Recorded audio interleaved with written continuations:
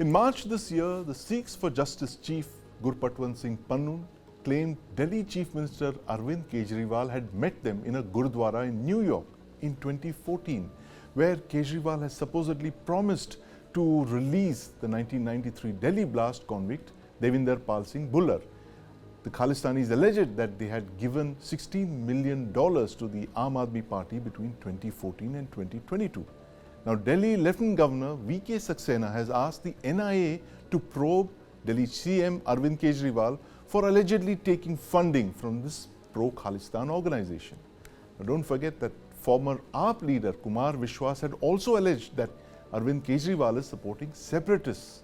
This was during the campaign for the assembly elections in 2022, and Congress leader Sandeep Dixit had also filed a complaint against the Delhi Chief Minister in a police station in Mohali over this alleged collaboration with Khalistani separatists, as he called it. So what is this Kejriwal Khalistan connection that keeps coming up? Joining me to discuss this are political analyst and journalist Ramneek Mann, Mr. Yashovardhan Azad, and my colleague Deepak Bhadana here in the News9 Plus studio. Gentlemen, welcome to the News9 Plus show. Mr. Azad, I want to start by asking you this. Over the last few years, we've been seeing this pitter-patter of allegations against Delhi Chief Minister Arvind Kejriwal and his so-called proximity to the Khalistani separatists, the fact that he's taken money from them, his party has received funding. How seriously must we take these, given the fact that many of these allegations are made by the SFJ chief, who's an avowed Khalistani separatist himself? First of all, let me say that this is over a long period of time, as you're saying, from time to time there have been accusations against him. One of the accusations was that, about Devendra Bullar. Yes. And the other was that when he went to New York, he had met a couple of them. Per se, I would say I have not seen anything concrete. Right. When you ask me this question, how do you view it? Right. First, I would say that this is something, it must come from a credible source. Yes. That's number one. Right. Because if the Khalistanis are talking about these things, then, they have been talking about a lot of things. Right. Right. Justice, if you talk about that person who's been declared a terrorist, he's talked about giving 1 lakh rupees for, garlanding some shaheeds and things like that. Yes. So today, when you are talking about that letter reaching the Lieutenant Governor, and the Lieutenant Governor has called for an inquiry, well, it's good enough, the inquiry. But I would still say that as of now, there is nothing concrete which I can say has come again. Though I'm not a great fan of Right, absolutely. No, but you must actually put those facts, and as you've done, Mr. Azad. Now, Ramneek Mann, Mr. Azad just made that point that there is no credible proof, right? A lot of allegations, accusations, people having met and supposedly funded the Aam Aadmi Party. What's your view on this? I mean, how do you establish, a case, and how will the NIA go about it? Probe these allegations against the Delhi Chief Minister? So look, let's try and bring things into perspective. So number one is that there was a person called Gurvinder Singh of Moga in 2017 during the Punjab election campaign. Kejriwal stayed over at his place for the night. Well, that's not a concrete evidence because he was the chief of KLF, Khalistan Liberation Force. The person was involved in several crimes, and Kejriwal stayed over at his home. Never mind that. Now let's come to the Richmond Hill Gurdwara in New York. So he had meetings, and the pictures of those meetings are out.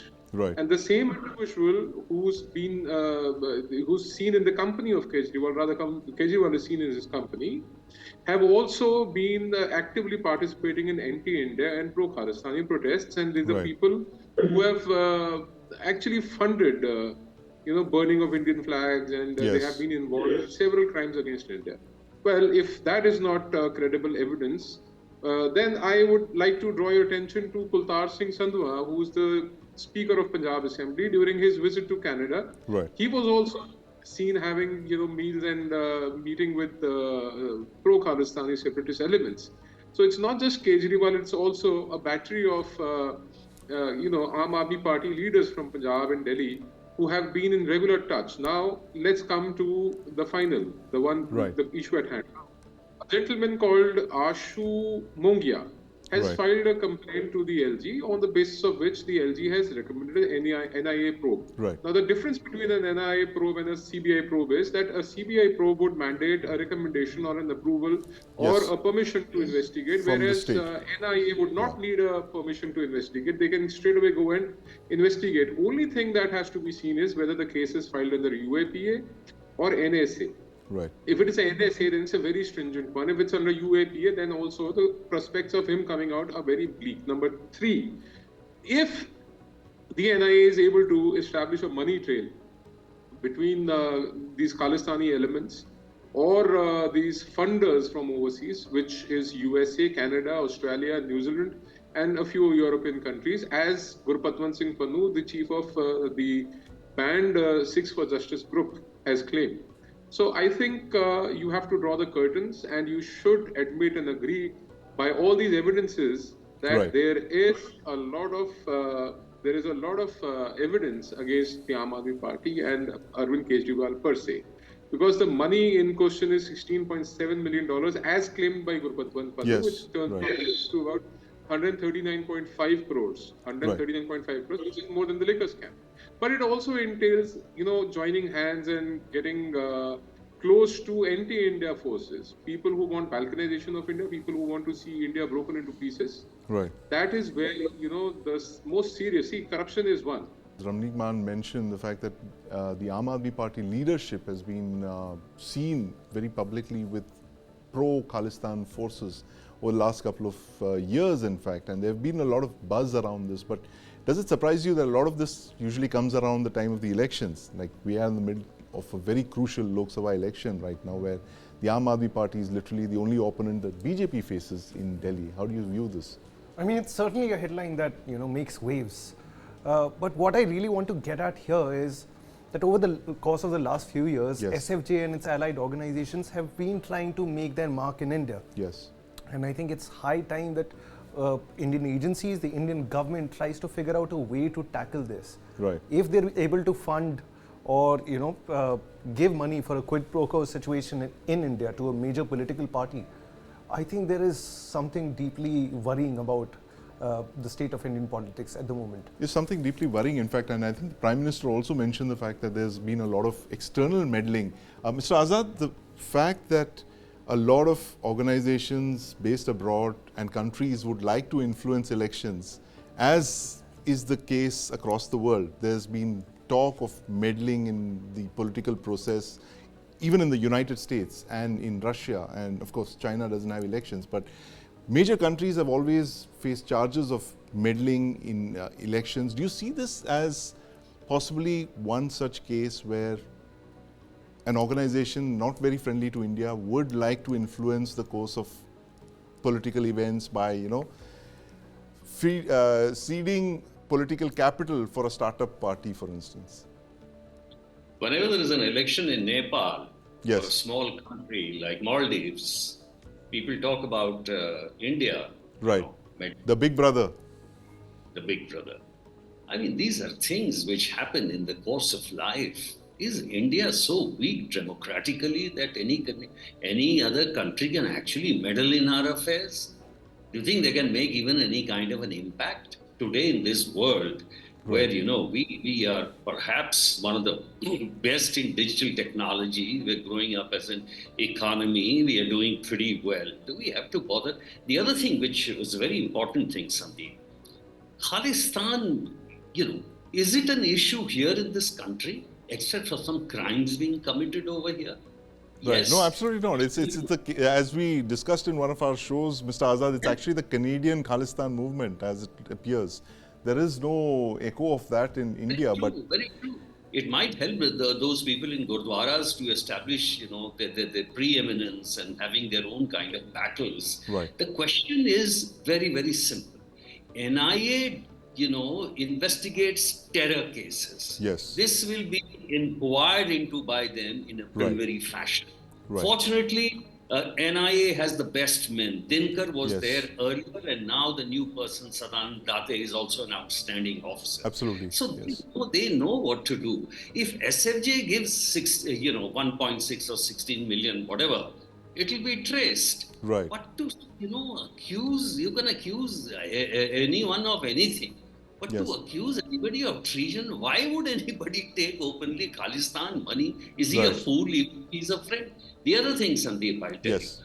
Whether he meets somebody in Gurdwara, whether he meets anywhere in the world, it's not a crime at all. Supreme Court has said very openly that, if you're found with Khalistani literature, if you're Yes. found with this, is nothing, is not a basis for making a Yubapa act. Right. Unless it leads to something. Unless it leads to has something.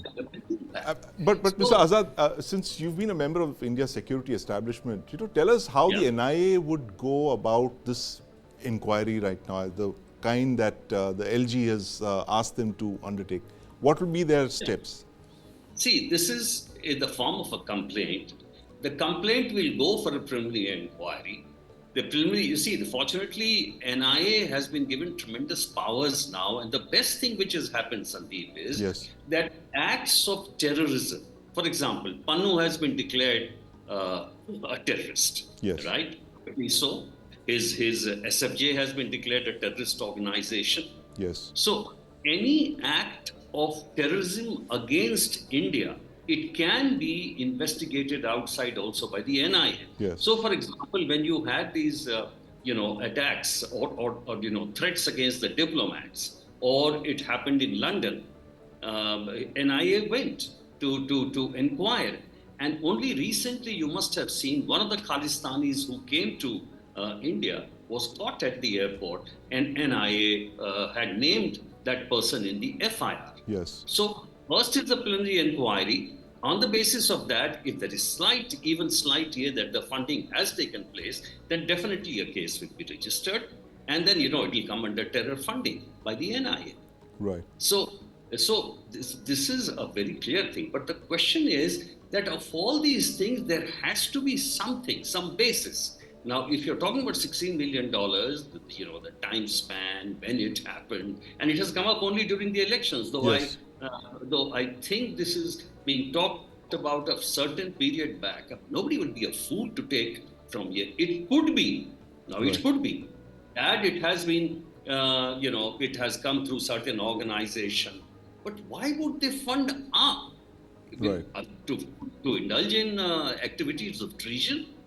I mean, what SFJ does is that Right. SFJ tries to give this sort of small-time people to create some kind of trouble. Suppose that that agitation which took place on 26th of January, those people were offered a lot of money by the SFJ. The Right. Pakistanis were involved in trying to, and we had to block so many websites, the Delhi Right. police. Right. That is the kind of activity with which the SFJ did.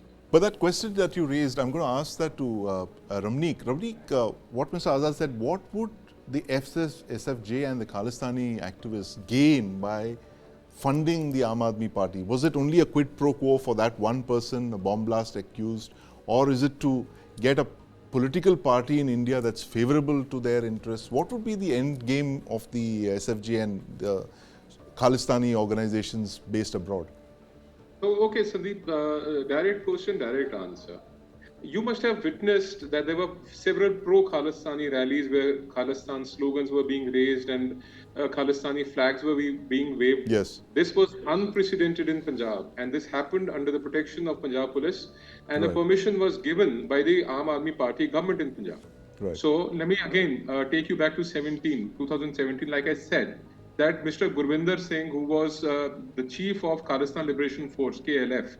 So Arvind stayed over at his place for the night. Third, now Devinder Parpolar, Professor Devinder Parpolar is an accused in the 1993 bomb blast case where he's awarded punishment.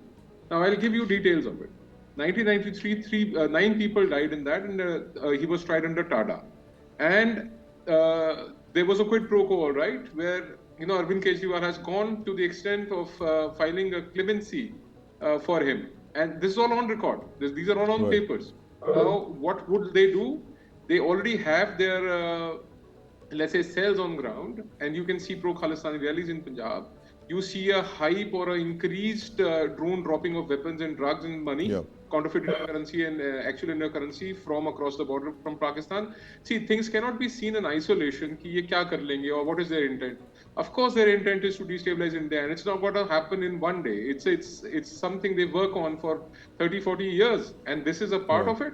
And if the money has changed hands, and if Aam Aadmi Party has been a beneficiary of it, being a political party, and especially in a sensitive state like Punjab, they are in power in Punjab. Yes. And Arvind is somebody who has a lot of influence. He's the convener of the party.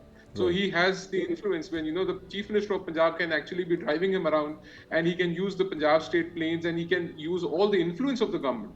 Right. And then you see such hikes in, arms droppings and drugs droppings and everything in Punjab. So you have to make a correlation. It's a part of the investigation. Now, again, it's unprecedented. It is dramatic. Fortunately or unfortunately, I don't know how you wish to see this, but it is history being made. Yes. A sitting chief minister is going to be approved by the NIA. That's an anti-terror organization. Yes. Now, if the money is coming from, let's say, SFJ, or it's coming from a banned organization which claims openly that it demands India be broken and it wants balkanization of India and a separate state being carved out of Indian Punjab, not Pakistani Punjab. Well, if they are receiving money from such people and a money trail is established, then of course it's a case of terror investigation. But also at the same time, we need to understand and realize that these cases, these events are very, very unprecedented, and they're very unfortunate in my mind. So, of course, there is money coming from overseas and coming from terrorist organizations. If this money would have come from, let's say, Hezbollah, or if this money would have come, let's say, from any other terror organization, would that be again seen? What would they do? Why would they fund Aam Aadmi Party? So my point is that when you investigate something, you have to see all angles. And unless you satisfy yourself completely, either side, whether this Aam Aadmi Party and its convener Arvind Kejriwal and others are absolutely innocent, you have to eye them with a sign of suspicion. Absolutely. So so the jury is still out on that. Ramneek, we'll of course know in the next couple of days what the NIA does. And as you just rightly mentioned, we're living in unprecedented times. We've never seen a chief minister go to prison and continue to run the CMO from behind bars. And now we have the very unprecedented step of the NIA undertaking a terror allegation of terror funding against a political party, and there, of course, a chief minister is involved, or sitting chief minister involved. We, of course, don't know what the investigators will do now, but as Mr. Azad says, they go about this preliminary inquiry, and we'll be following that story very closely. I'd like to thank our guest this evening, Mr. Yashovardhan Azad, Ramneek, Mann, and my colleague Deepak Bhadana for highlighting this very burning question that we're examining today on the News9 Plus show. Delhi Chief Minister Arvind Kejriwal and his Aam Aadmi Party allegations of funding by Khalistani terror outfits. Talking about Canada, one can't ignore its Khalistan connection, and author and senior Canadian journalist Terry Milewski, an authority on the Khalistan movement in Canada, spoke to Geeta Datta on Canada's failing to stop the glorification of terror and how it's completely normal and legal in Canada to praise an extremist in the country, and the connection of the killing of Niger in Canada and the attempt to kill Gurpatwan Singh Pannu in the US. Listen to what Terry Milewski has to say. I want to start off by asking you, recently we heard Mr. Jagmeet saying that we need to call the Sikh riots that happened in 1984 and the people who died, we need to call that a genocide. And then on Sunday we saw Prime Minister Trudeau go to a place where they were celebrating supposedly a cultural festival, where Saki is a festival that they were celebrating, and there were Khalistani slogans that were shouted, and he seemed very happy about it, and he seemed to smile and all of that. I just want to get a sense from you. What do you have to say about all of this, and why now? I think it's an extension of, it's the old adage: if you give them an inch, they'll take a mile. And what I mean is that, I've been covering this particular aspect of the Khalistan movement, particularly in Canada, for 20 years now, since they first started by putting small 8 by 10 posters on the parade floats at Vaisakhi parades, showing important Sikh Khalistani martyrs and assassins. And they got away with that. So they thought, let's try bigger posters. So then they started to put big posters on the sides of the floats. And they got away with that. Then they put a life-size glamour photo of Talvinder Singh Parmar, the Air India bomber, and therefore the greatest mass murderer in Canadian history, on the side of an important Gurdwara in Surrey, British Columbia. And they got away with that. They got away with it even after we started at the CBC. I mean, we did some reporting on this and started asking politicians, of all parties, who went and attended and sort of looked the other way and acted like they didn't know about Parmar, they didn't know the background to it, and they were after votes, and they didn't want to emphasize anything negative. And so did the politicians at the provincial level, the state level, as you would call it, and it started to become embarrassing. But up until now, it hasn't been embarrassing enough for any one party to call out any other party for, as it were, playing footsie with the Khalistanis, because they all do it. It's as simple as that, in my view. That is, I can't criticize you for doing it because I'm doing the same thing, and the same applies to you. Many Indians don't get that in Canada, the United States, Britain, Australia, a lot of other places, free speech laws are taken seriously. It's not something that, India complains that you're allowing people to say things we don't like, and, we're going to roll over and lock them up. We don't lock people up for saying Khalistan Zindabad. In terms of free speech, there has to be a line. Like you said, if there is advocating violence in India is again not considered free speech. You can be, you can speak freely, but you can't I can't stand up and say, I want to kill somebody, So Yes. I want to understand, what is the line that you draw? But in my mind, the line was drawn when you lost 300 people who were your citizens and who were innocent, Yes, coming home for holidays. of course. And then, not only did we fail to draw that line, but there was a second failure, which is little understood even in Canada, and that is the failure of the legal system.